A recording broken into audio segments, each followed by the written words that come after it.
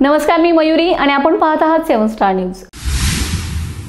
विटा येथील खानापूर तालुका पंचायत समितीचे गटविकास अधिकारी डॉक्टर संताजी पाटील व सर्व पदाधिकारी यांच्या वतीने नूतन आमदार सुहास बाबर यांचा सत्कार करण्यात आलाय। तसेच पंचायत समितीच्या माध्यमातून विविध क्रीडांमध्ये विजयी संघ तसेच राजकीय शैक्षणिक क्षेत्रातील विजेत्या टीमचा आमदार सुहास बाबर यांच्या हस्ते सन्मान करण्यात आलाय। ज्या पंचायत समितीमधून राजकीय आणि सामाजिक कार्याची सुरुवात झाली आणि त्या पंचायत समितीमध्ये बह्यांचा आमदार झाल्यानंतरचा हा पहिला सत्कार सोहळा आणि तो मला सुद्धा त्या ठिकाणी उपस्थित राहता आलं हे सुद्धा माझ्या दृष्टीने अतिशय भाग्याचं आहे असं मी मानणारा कार्यकर्ता आहे। या ठिकाणी अनेक पुरस्कारांचं वितरण झालं, अनेकांचा गौरव या ठिकाणी बह्यांच्या हस्ते झाला। खरं तर सागर सर, आपण गेल्या अनेक वर्षापासून बघत आलोय की स्वर्गीय भाऊंची सुद्धा या पंचायत समितीची एक वेगळी बांधिलकी होती आणि सुहास भाऊंनी सुद्धा भाऊंच्या पश्चात किंवा हयातीत असताना सुद्धा या पंचायत समितीमध्ये आपली सामाजिक आणि जी बांधिलकी आहे ती जपण्याचा प्रामाणिक प्रयत्न केलेला आहे। यावेळी बोलताना आमदार सुहास बाबर म्हणाले, या पंचायत समितीच्या माध्यमातून खूप मोठ्या प्रमाणावर आपल्याला विकास करायचा आहे, त्यासाठी आपण एकजुटीने काम करूया। मला कोणावर टीका टिप्पणी करायची नाही, परंतु माझ्या वडिलांचे स्वप्न पूर्ण करायचे आहे। 2034 पर्यंत फाटी शिवू देणार नाही असे ते म्हणाले होते। तो शब्द मी पाळणार असे आमदार सुहास बाबर म्हणाले। माझ्या वडिलांनी शब्द दिला होता ना सगळ्यांना, 2034 पर्यंत मी फाटी शिवून देत नाही, तो शब्द मला पाळायचा आहे शेवटचा। मगाशी सानप सरांनी सांगितले की तुम्ही आता प्रशासकीय अधिकारी आहे, तुम्ही डॉक्टर आहे, तुम्ही वकील आहे, तुमचं माझं लो ऐकायला बोलणार कसं का, तुम्ही नंतर बोलला सोबतच बोलला त्या। हे तुम्हाला सांगायचा उद्देश एवढाच आहे की तुम्हाला किती वर्ष झाली तर तुम्हाला मी सोडून द्या 2 वर्ष, कारण त्यांना आणायचा निर्णय कसा झाला हे सुद्धा गमतीशीर बाब आहे।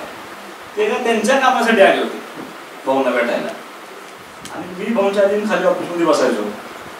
माझा असा उद्देश असायचा की मला भेटून भाऊंचं रोड कमी करायचं, माझ्या तर जेवढी काम होती काय काम आहे, तुम्ही असं काम तुम्ही कुठं आहे, सांगितलं असं नाडाला आहे, असं कसं सगळं सांगितलं त्यांनी।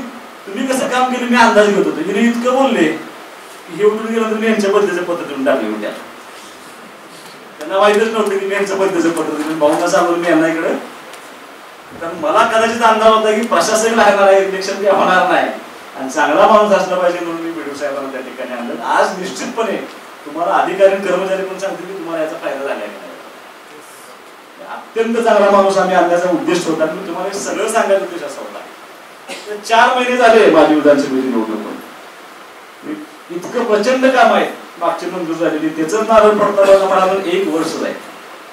मला ह्या राज्य शासनावरती पूर्ण विश्वास आहे, हे राज्य शासन निश्चितपणे तिन्ही पक्ष माझ्या पाठीमागे ताकदीने उभा राहणार आणि ह्या 6 महिन्यानंतर सगळ्यात जास्तीचा निधी आणण्यामध्ये हा सुहास बाबर यशस्वी होणार।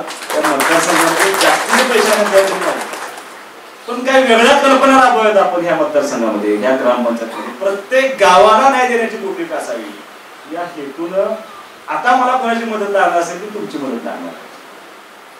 राज्य शासनाचं डिपार्टमेंट एवढ्या खालपर्यंत जाऊ शकत नाही। अनिल भाऊंनी अनेकदा इथं भाषणामध्ये सांगितलं होतं की जर मला कोणी विचारलं की तुम्हाला आमदारकी पाहिजे का तर सभापती पाहिजे, तर भाऊ म्हणायचे की मला पंचायत समिती सभापती पाहिजे। पण पंचायत समिती ही एकमेव अशी गोष्ट आहे की या मतदारसंघातल्या अत्यंत सामान्य माणसांच्या पर्यंत काम त्या ठिकाणी पोहोचू शकतो, त्यांचे माझे संबंध राहू शकतात। आमदारकी आल्यानंतर कदाचित तो संपर्क तुटू शकतो, पण इथला संपर्क न तुटणारा संपर्क असतो। त्यामुळे मला आज तुमच्या सगळ्यांची, तुमच्या डिपार्टमेंटची, तुमच्या पंचायत समिती सगळ्या अधिकाऱ्यांची, आमच्या सगळ्या ग्रामसेवकांची मला अत्यंत मदतीची आवश्यकता आहे। त्याला कारण असं आहे, काही कल्पना ह्या मतदारसंघामध्ये घेऊन आलो की भविष्यामध्ये ह्या 4 वर्ष 8 महिन्याच्या राहिलेल्या कालावधीमध्ये मला जो माझा मतदारसंघ करायचा आहे त्यासाठी मला तुमच्या मदतीची आवश्यकता आहे, तुम्ही ती कराल अशी मी अपेक्षा या ठिकाणी करतो। दुर्दैव असं की मी फक्त सुर्वेराव साहेबांना आणि माहेराव साहेबांना बोलवतो, मी म्हणतो की जोशी साहेबांना, श्रीपाद जोशींना बोलवून घ्या आणि मला काही कल्पना राबवायच्या त्या मतदारसंघामध्ये प्रत्येक गावामध्ये, त्याची सुरुवात आपण करू। पण दुर्दैवानं ते आज आपल्यात नाहीत, पण आपण एकत्र बसून मला असं वाटतं की समोर बसलेल्या सगळ्या सरपंचांना मी अजिबात सरपंच कुठल्या पार्टीचा आहे ते तुम्हाला मतदान केलंय की नाही असल्या विचाराचा माणूस मी नाही. सगळ्यांना एकत्रितपणे त्या सुरुवात आपल्या तालुक्यापासून करावं लागेल. ती सुरुवात आपण करूया. मला निश्चित खात्री आहे त्याचा चांगला सकारात्मक परिणाम एक IAS अधिकारी सकारात्मक विचारांचा येतो जितेंद्र डोडी. तर ते इथं नाही तरी पण मी त्यांचं नाव घेतो. स्मार्ट PSC आणि मॉडेल स्कूल इतक्या चांगल्या पद्धतीने त्यांनी योजना राबवल्या. प्रशासक असताना कोणी बरोबर नसताना आज ती योजना राज्यानं स्वीकारली. असं काहीतरी आपल्याला ह्या मतदारसंघामध्ये काम करावं लागेल जे राज्य परत स्वीकारेल. या दृष्टीनं आपण सर्वांनी एकत्रितपणे काम करण्याची आवश्यकता आहे. एकत्रितपणे आपण ही अशी या ठिकाणी मी अपेक्षा निश्चितपणे व्यक्त करणार आहे. कार्यक्रम लवकर संपला त्यामुळे काय 5-10 मिनिटं बोलू तरी काही अडचण नाही. माझी तुम्हाला विनंती एवढीच आहे. मी आता सरपंचांना काही गोष्टी निश्चितपणे सांगणार आहे. का बुधवारी पुढच्या होणाऱ्या सरपंचांच्या आरक्षणाची सोडत आहे. आता अनेक अशी गावं असतील की कुणाचं 1 वर्ष राहिले, कुणाचे 6 महिने राहिले, कुणाचा प्रोग्राम लागणार आहे, कुणाला 2 वर्ष आहेत, कुणाला 2.5 वर्ष आहेत. आता ज्यांचा प्रोग्राम लागणार आहे त्यांचा प्रश्न मिटलाय. पण ज्यांना कुणाला अजून 3 वर्ष, 2 वर्ष, 1 वर्ष, 1.5 वर्ष काम करण्याची संधी आहे तर सगळ्या सरपंचांना माझी विनंती आहे की थोडस सगळ्यात अवघड राजकारण ग्रामपंचायतचं असतं. म्हणजे लोकसभेत मी अनेक वाटण्यात सांगितले लोकसभेचा राग डोक्यात नसतोच, उमेदवारांच्या डोक्यात नसतो. त्यामुळे बाकी लोक काय असं करत नाही. विधानसभेचा राग 1-5-6 महिन्यात जातो. पंचायत समितीचा राग 1 वर्षभरात जातो. जिल्हा परिषद राग 1 वर्षभरात जातो. ग्रामपंचायतचा राग मात्र 5 वर्ष काय जात. तू मला असं केलं होतेस तुला पुढच्या निवडणुकीला दाखवतो.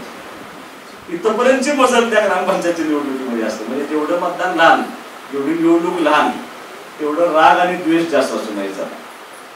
पण माझ्यासारखं तुम्ही थोडंसं राहिलं पाहिजे. एकदा मतदान झालं, एकदा निकाल लागला की आपल्या अंगावरची पार्टीची झालर ही बाजूला सरकली पाहिजे.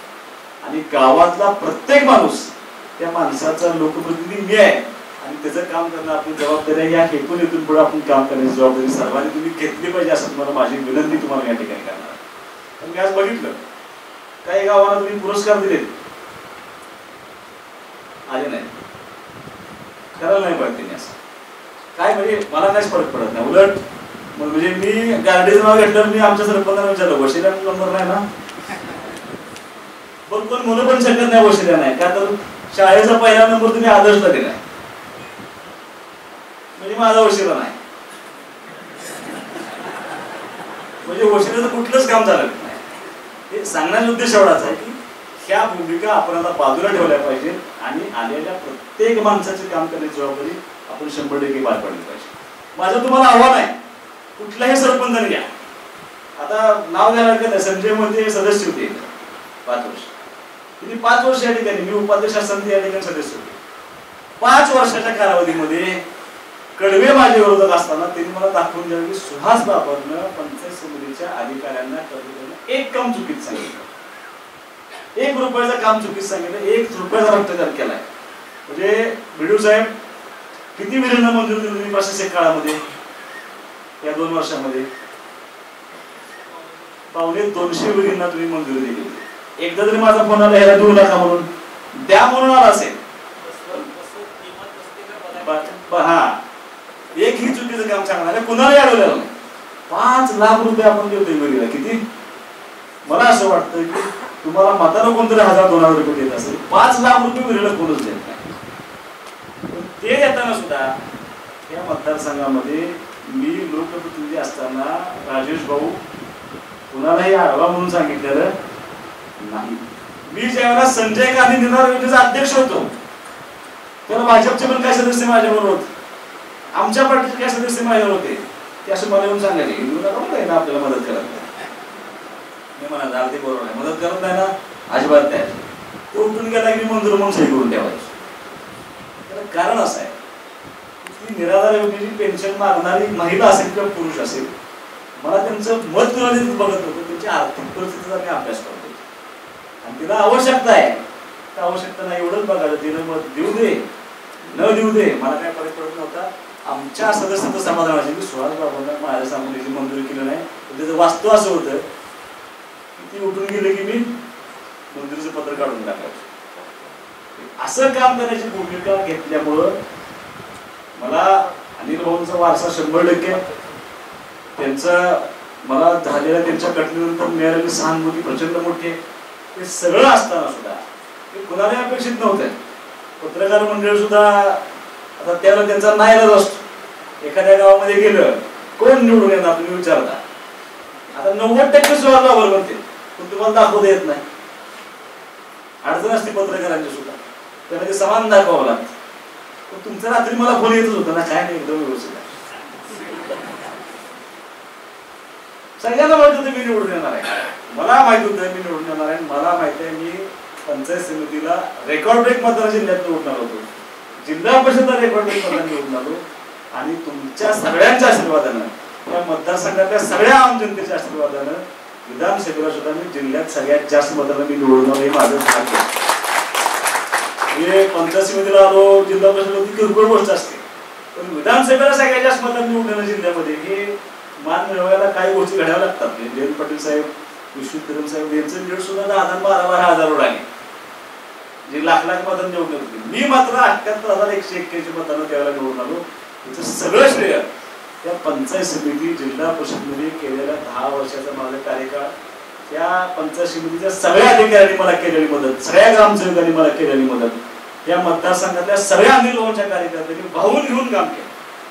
म्हणजे जरी तुमच्या सत्काराचा कार्यक्रम असला तरी माझं जबाबदारी आहे की अनिल भाऊंच्या पश्चात कदाचित आई वडील गेल्यानंतर त्यातनं बाहेर पडणंही खूप अवघड असताना त्या मतदारसंघातल्या सगळ्या सामान्य माणसांना माझ्या पाठीमागे आशीर्वाद देण्याचा प्रयत्न केला.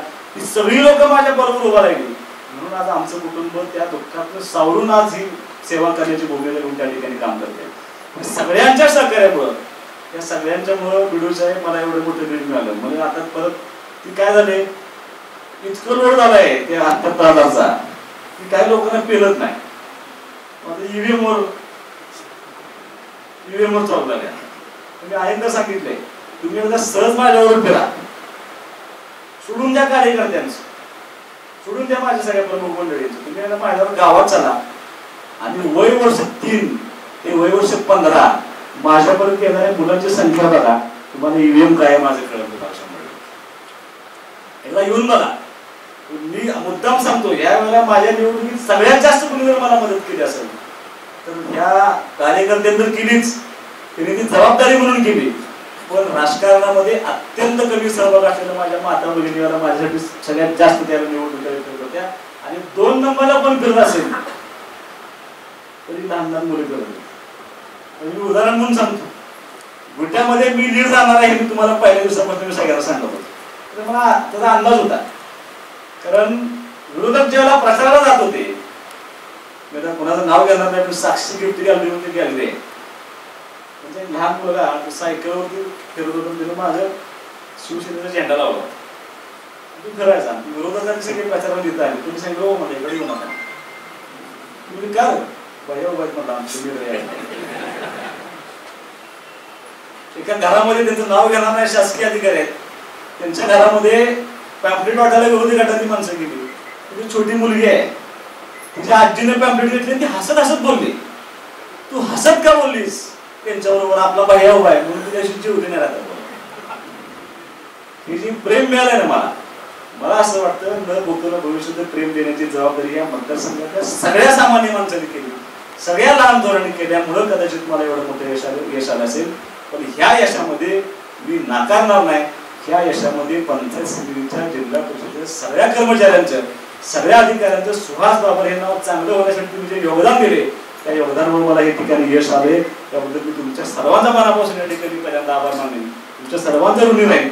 आणि मी तुम्हाला एक आश्वस्त करणार आहे, मी विधानसभेच्या निवडणुकीत सगळ्यांना सांगितलंय, सगळ्यांना भाषणात मी सांगितलंय की मला ह्या गोष्टींची जाणीव आहे.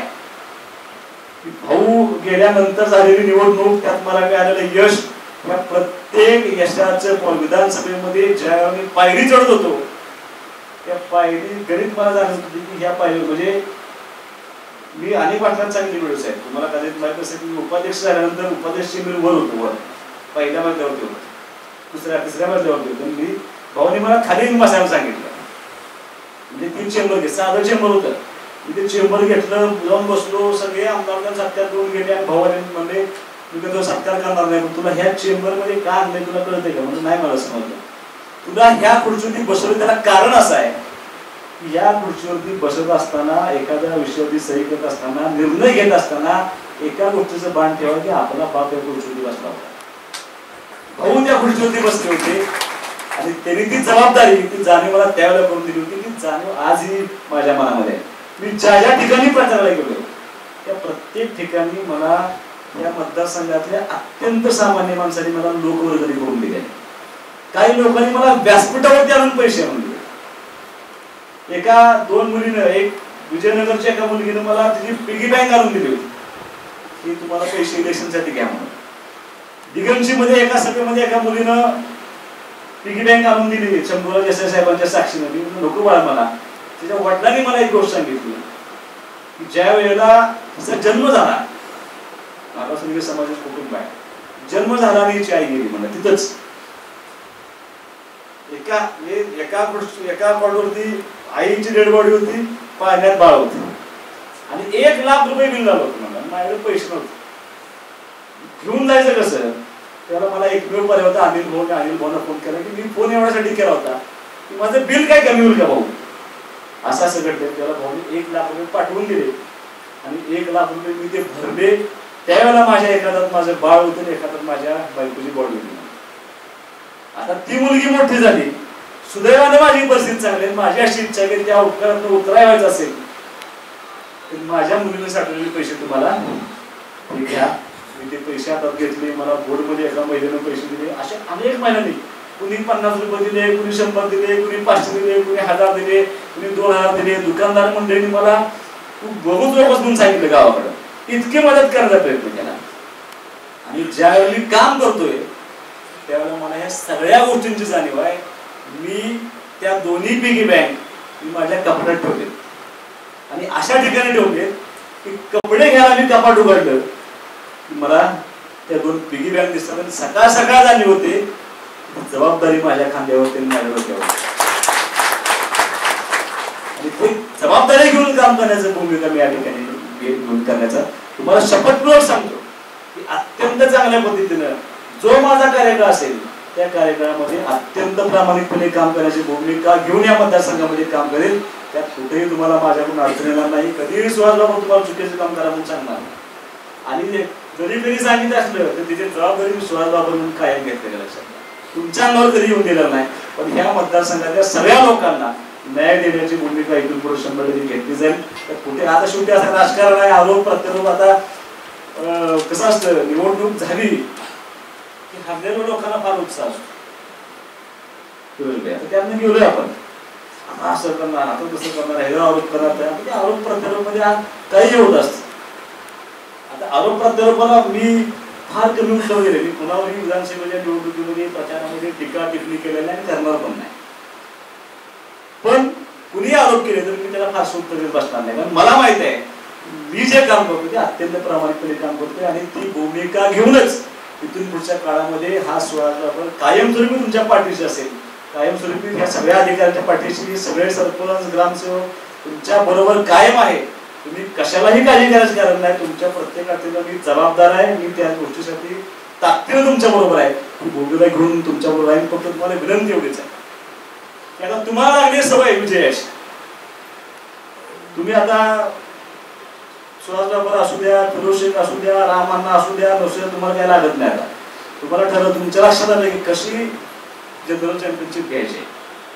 आता प्रशासक असताना त्यांनी बीडीओ साहेबांनी तुमच्या सर्वांच्या सहकार्याने आता जिल्ह्यात पहिला नंबर मिळवला, विभागात पहिला नंबर मिळवला, आता ते राज्याच्या स्पर्धेत त्या ठिकाणी उतरवलं. आता ह्या सगळ्या विजयाची सवय मला पण लागली ना. मला पण सारखं वाटते असं, तसं तुम्हाला वाटते की 7 वेळा आम्ही जनरल चॅम्पियनशिप आणली, अजून तुम्ही 10 वेळा आणाल. माझी पहिली निवडून झाली विधानसभेची. मी गृहीत करून जाणारा माणूस नाही. मला माहिती ह्या जगामध्ये राजकारणामध्ये कोणच ताम्रपट घेऊन जाणार मला कायमस्वरूपी यश मिळेल असा जगात कोण माणूस नाही. प्रत्येकानं त्या ठिकाणी अपयश चाकावं लागले. पण काम एवढं करायचं, इतक्या ताकदीने करायचं की जशी तुम्हाला सवय लागली यशाची तशी मला आणि ह्या सगळ्या कार्यकर्त्यांना ह्या मतदारसंघातल्या सगळ्या लोकांना सवय लागली पाहिजे. जसं तुम्ही म्हणताय की आम्ही आता जनरल चॅम्पियनशिप आहोत, तसं माझ्या वडिलांनी शब्द दिला होता ना सगळ्यांना लोकांना, 2034 मी फाटी सोडून घेतले नव्हते. तो शब्द मला पाळायला शेवटचा. आणि त्या शब्दासाठी मी काय ॲरोगंटली किंवा कोणाला कमी लेखून नाही, पण कामच एवढं करायचं की लोकांनी आपल्याला कायम स्वीकारलं पाहिजे. ह्या भूमिकेत राहून फक्त हे सगळं करत असताना एकटा सुहासबाबर करू शकत नाही.